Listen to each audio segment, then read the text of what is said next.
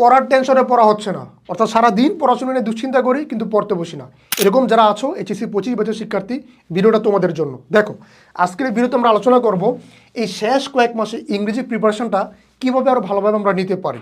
একেবারে প্রথম কথাটা হচ্ছে, তোমার পাঠ্য বইয়ের অন্তর্ভুক্ত অর্থাৎ শর্ট সিলেবাসের অন্তর্ভুক্ত যতগুলো প্যাসেজ রয়েছে প্রত্যেকটা প্যাসেজ একবার করে হলে তোমাকে পড়া থাকতে হবে। অনেকেই ভাবতে পারো যে ভাই, আমাদের পরীক্ষা যে প্রশ্নটা আসে ইংরেজি প্যাসেজটা তো দেওয়াই থাকবে, সেখান থেকে আমাদের 10টা এমসিকিউ 5 মার্ক থাকবে, আর বাকি 5টা শর্ট কোয়েশ্চেন থাকবে 3 মার্ক করে 15 মার্ক, অর্থাৎ আমাদের প্যাসেজ থেকে আসবে মোট 20 মার্ক।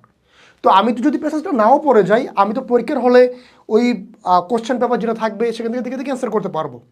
আলটিমেটলি এটা ভুল একটা সিদ্ধান্ত হবে তোমার জন্য। কেন ভুল হবে জানো? কারণ যখন তুমি আননোন একটা প্যাসেজ দেখবা, হঠাৎ করে তুমি আসলে সেটা থেকে অ্যান্সার খুঁজতে যাওয়াটা অনেক কঠিন হয়ে যাবে তোমার জন্য, অনেক সময় চলে যাবে, ভুল হবে। সো তার চেয়ে ভালো হয় তুমি যদি একবার করে প্রত্যেকটা প্যাসেজ রিডিং হলে পড়ে যাও, তোমার কাছে তখন সেটাকে অপরিচিত কিছু মনে হবে না, বা তুমি হঠাৎ করে ভয় পেয়ে যাবে না প্রশ্নটা দেখে। তাছাড়া বইয়ে কিছু প্যাসেজ রয়েছে যেগুলো অনেক কঠিন, আগে থেকে পড়া না থাকলে পরীক্ষার হলে গিয়ে সেগুলোকে বোঝা কোনোভাবেই সম্ভব না। তাই তোমাদেরকে আমি বলবো, অবশ্যই শর্ট সিলেবাসের অন্তর্ভুক্ত প্রত্যেকটা প্যাসেজ তোমাকে একবার করে হলেও পড়া থাকতেই হবে। তাছাড়া তোমরা জানো যে এমসিকিউ যে প্রশ্নগুলো আসে, অনেকগুলো আসে আমাদের সিনোনিম এবং অ্যান্টোনিম, অর্থাৎ প্যাসেজ থেকে একটা প্রশ্ন তোমাকে দিয়ে দিবে, একটা ওয়ার্ড তুলে দিবে, তোমাকে বলবে যে এই ওয়ার্ডের সিনোনিম বা অ্যান্টোনিম কী। 4টা অপশন দেওয়া থাকবে, যে কোনো একটা তোমাকে চুজ করতে হবে। এখন তুমি যদি প্যাসেজটা আগে থেকে নাই পড়া থাকে, হঠাৎ করে তুমি নতুন একটা শব্দ দেখবা, তখন সেটা অ্যান্সার তুমি মিলাতে পারবে না।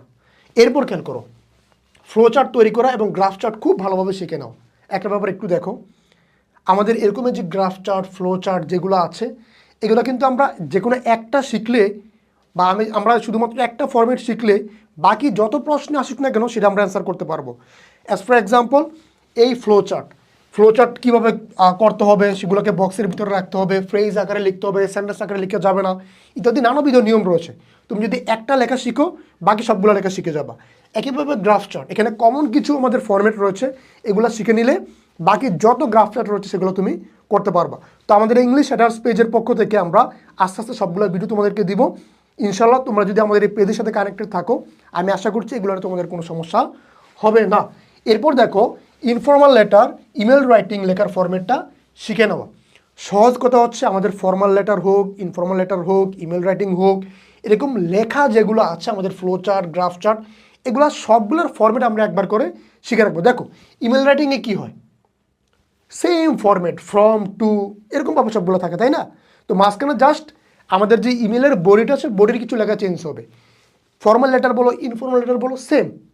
তো একটা ব্যাপার মনে রাখবা, তুমি যদি সিস্টেমটা ঠিক রাখতে পারো, তোমার মাঝের যে বডি যেটাকে আমরা বলি কন্টেন্ট, সেখানে যদি লেখা একটু কমও থাকে, একটু দুর্বল থাকে, একটু ভুলও থাকে, তারপর তুমি মার্কস পাবা, কারণ তোমার ফরম্যাট সঠিক। সো এটা নিয়ে তোমাকে খুব বেশি দুশ্চিন্তার কিছু নাই। এই যে কথাগুলো আমি বললাম, এগুলো ওভারনাইটের কাজ, মানে এক রাত তুমি বসবে, এক রাতে এগুলো কমপ্লিট হয়ে যাবে ইনশাআল্লাহ। আর আস্তে আস্তে আমি ভিডিও তোমাদেরকে দিব, informal letter, email writing, formal letter, সকল ভিডিও তোমরা ইনশাআল্লাহ এই পেজ থেকে পেয়ে যাবা। পাশাপাশি আমাদের লাইভ ক্লাসগুলো হবে, যারা লাইভ ক্লাসগুলো নিয়মিত করবা, আমি আশাবাদী ইংরেজির যত সমস্যা আছে, এখনও যেই পরিমাণ সময় তোমার হাতে আছে, সেগুলোকে ওভারকাম করা একেবারে সহজ একটা কাজ হবে। এরপর দেখো, ইংরেজির গ্রামার পার্ট ভালোভাবে আয়ত্ত আনা। এখন আমাদের সবচেয়ে বড় সমস্যা যেখানে থাকে, সেটা হচ্ছে এই গ্রামার পার্টটা। গ্রামার আমরা কেউ পারি না। তো এখন তোমাকে বুঝতে হবে যে গ্রামার বিশাল একটা জিনিস, এখানে সব আমাকে পড়তে হবে না, শুধুমাত্র আমার সিলেবাসে কী কী আছে ওটা আমাদেরকে পড়তে হবে। তো তোমাদের জন্য সুখবর হচ্ছে, তোমাদের শর্ট সিলেবাসে কিছু কঠিন টপিক বাদ দেওয়া হয়েছে, কমন কিছু টপিক রাখা হয়েছে। যেগুলো রাখা হয়েছে সেগুলোরও অল্প অল্প করে পড়লে আমাদের হয়ে যাবে।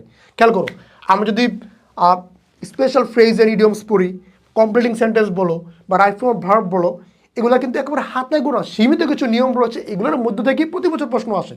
তুমি যদি তোমার বিগত বছরের বোর্ড প্রশ্নগুলোকে একটু অ্যানালাইসিস করো, তাহলে এটা বুঝতে পারবা। তাহলে তোমার চিন্তার কিছু নেই, তোমার একটাই কাজ, রেগুলার একটু পড়াশোনা করা। 2 ঘন্টা তুমি পড়বা ইংরেজির জন্য, নিজেকে এভাবে বুঝাবা যে আমি অন্তত 2 ঘন্টা ইংরেজির জন্য সময় দেবো, এবং সেটা হবে নিট পড়াশোনা। তাহলে তুমি দেখবা যে এগুলো তো কমপ্লিট হবেই, বরং এর চেয়ে অনেক বেশি কিছু তুমি শিখে যাবা। আর এতটুকু পড়তে পারলে এইচএসসি পরীক্ষার জন্য এনাফ, ঠিক আছে? এরপর দেখো, আমি যেটা করবো আর কি, আমি যেটা করতে বলবো তোমাদেরকে, যে পার্টগুলোকে কঠিন মনে হয় সেগুলোকে আপাতত একটু অ্যাভয়েড করা, যেগুলো মোটামুটি পড়েছো পারো সেগুলোকে ভালোভাবে আয়ত্ত করে ফেলা। আছে না যে হালকা হালকা আধা বিধি পড়াশোনা হয়েছে, এগুলোকে ভালোভাবে পড়ে ফেলো। তারপরে একেবারে কঠিন যে টপিকগুলো রয়েছে সেগুলোর দিকে অগ্রসর হবা। আর এই প্রত্যেকটা টপিকের পাশাপাশি তোমাকে যে কাজটা করতে হবে, বোর্ড প্রশ্ন সলভ করতে হবে। এটা যেই কোনো প্রশ্নের ক্ষেত্রে, ফার্স্ট পার্ট হোক, সেকেন্ড পার্ট হোক, এগুলোর কোনো বিকল্প নাই। মানে ধরো বোর্ড প্রশ্ন পড়লে যেটা হবে, তুমি বুঝতে পারবা যে প্রশ্নগুলো কীভাবে আসে। তুমি অনেক হতাশ, কারণ তুমি ভেবেছো প্রশ্ন অনেক কঠিন হবে, বাট বিশ্বাস করো ভাই, তুমি যদি বোর্ড প্রশ্নগুলো একটু দেখো, তুমি বুঝবা প্রশ্নগুলো একেবারে মধ্যম মানের। আমার তোমার মতো মিডিওকার স্টুডেন্ট যারা আছে, যারা মধ্যমানের শিক্ষার্থী, তারা যাতে পারে এরকমভাবে কিন্তু আমাদের প্রশ্নগুলো করা হয়। ওকে, তাহলে এই যে কথাগুলো তোমাদেরকে বললাম, এগুলো যদি একটু ফলো করতে পারো, ইনশাআল্লাহ ইংরেজিতে তোমরা ডেফিনেটলি ভালো করতে পারবে। আর আজকে এটা আমাদের প্রথম ভিডিও পেজের ভিডিওটা যারা দেখছো, যারা এইচএসসি শিক্ষার্থী, তোমরা অবশ্যই তোমাদের যারা বন্ধুবান্ধব রয়েছে তাদের সাথে শেয়ার করবা। এখন থেকে আমাদের এই পেজ থেকে রেগুলার তোমাদেরকে ইংরেজির যাবতীয় কন্টেন্ট দেওয়া হবে। তোমাদের paragraph, email, graph, with clue, without clue, রিয়ারেন্স, summary, everything, মানে তোমাদের সম্পূর্ণ এইচএসসি যে প্রিপারেশনটা রয়েছে সেটাকে গুছিয়ে দেওয়ার জন্য আমি বদ্ধপরিকর। সবাই ভালো থাকো, সুস্থ থাকো, আল্লাহ হাফেজ। দেখা হবে অন্য কোনো ভিডিওতে।